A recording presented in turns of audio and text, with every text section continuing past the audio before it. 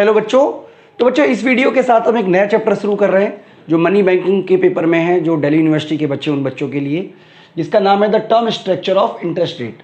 तो बच्चों इस टॉपिक पे हम कई सारी, क्योंकि ये चैप्टर काफ़ी बड़ा है इसलिए काफ़ी सारी वीडियो बनाने वाले हैं, तो सारी की सारी वीडियो हम बाकायदा सीरियल वाइज आप बच्चों के लिए बनाएंगे।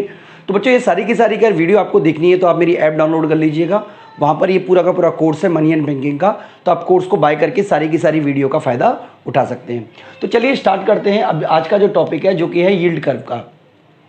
तो सबसे पहले मैं आपको बता देता हूँ यील्ड का मतलब होता है इनकम का, यानी कि ये एक तरीके का इनकम कर्व है जो दो चीज़ों में रिलेशनशिप को बताएगा।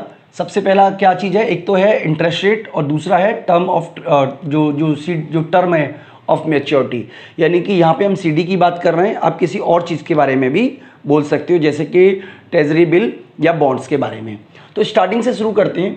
देखिए सबसे पहले तो हम ये मान लेते हैं कि जो भी डेट इशू कर रहा है, चाहे वो सीडी हो चाहे वो बॉन्ड हो, वो इशू करने वाला जो लेंडर जो है वो आइडेंटिकली सेम है। यानी कि जैसे मान लीजिए आरबीआई इशू करती है या गवर्नमेंट ऑफ इंडिया इशू करती है, तो हम ये मान के चल रहे हैं कि किसी भी तरीके का रिस्क फैक्टर नहीं है। दो बातें हमें याद रखनी है। सबसे पहले तो जो इशूअर है वो आइडेंटिकली सेम है, सेम तरीके के बॉन्ड इशू कर रहा है, बस अंतर मैच्योरिटी का है। और दूसरा हमें यह बात समझनी है कि जो यहाँ पे रिस्क फैक्टर है वो बिल्कुल ज़ीरो है, यानी कि किसी भी तरीके से रिस्क फैक्टर नहीं है, क्योंकि अगर रिस्क फैक्टर अगर कांस्टेंट नहीं रखेंगे तो हमारा यील्ड कर्व बनाना मुश्किल हो जाएगा। तो यहाँ पर हमें बताने की कोशिश की जा रही है कि जो सब कुछ सेम है, बस हमारा जो मैच्योरिटी पीरियड है वो अलग अलग है।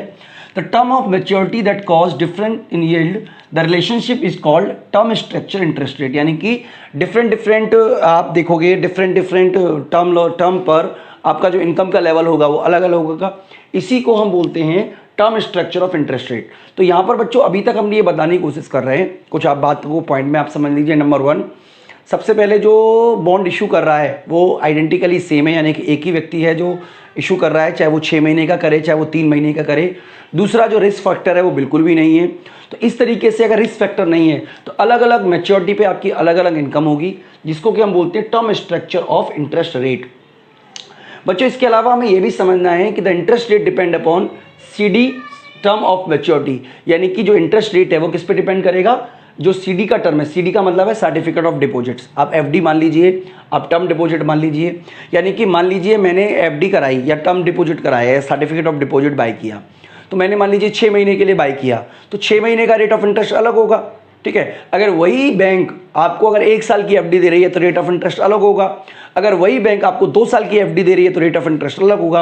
आप एक बार देख भी सकते हैं, साइड में मैंने बताया हुआ है, इस समय करंट में एसबीआई बैंक का जो इंटरेस्ट रेट है वो कितना चल रहा है अलग अलग मैच्योरिटी टाइम पीरियड पर। तो साइड में आप देख भी सकते हैं। इससे हमें पता चलता है कि अलग अलग मैच्योरिटी पे, क्योंकि बैंक एक ही है, बैंक एसबीआई है, लेकिन अलग अलग सर्टिफिकेट ऑफ डिपॉजिट पे या अलग अलग एफडी पे या अलग अलग बॉन्ड पे अलग अलग इंटरेस्ट रेट है। तो यहाँ पे हम एफडी का इंटरेस्ट रेट आप बच्चों को दिखा रहे हैं, तो अलग अलग इंटरेस्ट रेट है।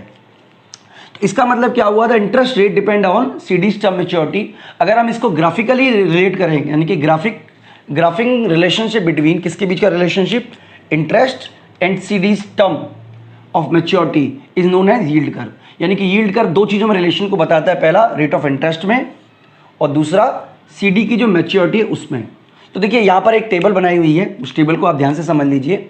ये अमेरिका का बताया हुआ है इंटरेस्ट रेट के बारे में, 5 फरवरी 1994 का और 19 अप्रैल 1990 का। ये दो टर्म अलग अलग दिखाए हुए हैं, जिसमें ये बताने की कोशिश की जा रही है कि 1994 में 1 मंथ की अगर आप सीडी बाय करते हो तो आपको 3% रेट ऑफ इंटरेस्ट मिलेगा। 2 महीने का करते हो तो 3.1 मिलेगा और 6 मंथ का बाय करते हो तो 3.2% आपको रेट ऑफ इंटरेस्ट मिलेगा।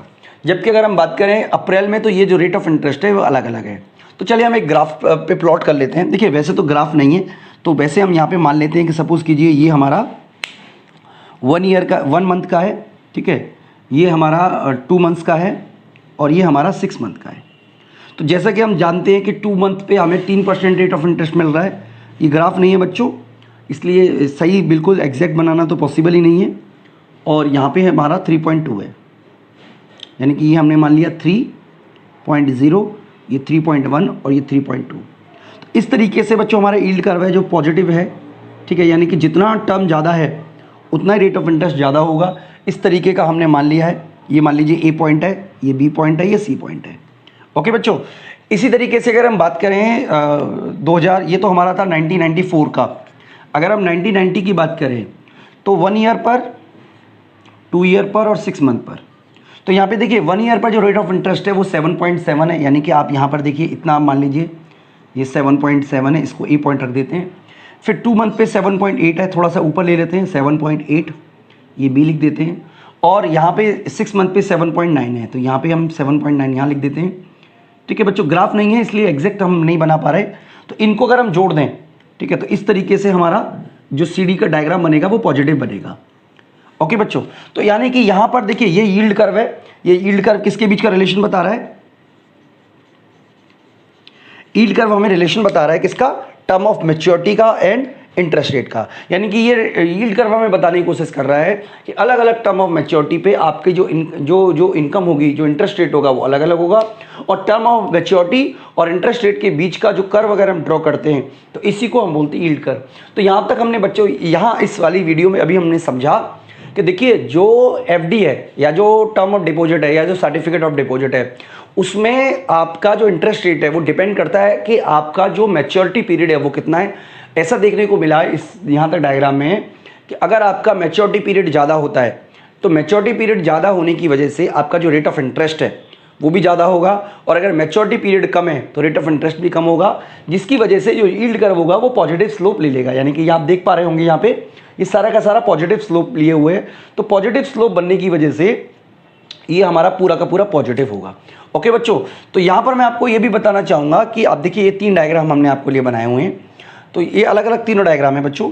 तो यहाँ पर हम ये बताने की कोशिश कर रहे हैं कि आमतौर पर ये देखने को मिलता है कि यील्ड कर्व पॉजिटिव होता है इस तरीके से। ठीक है,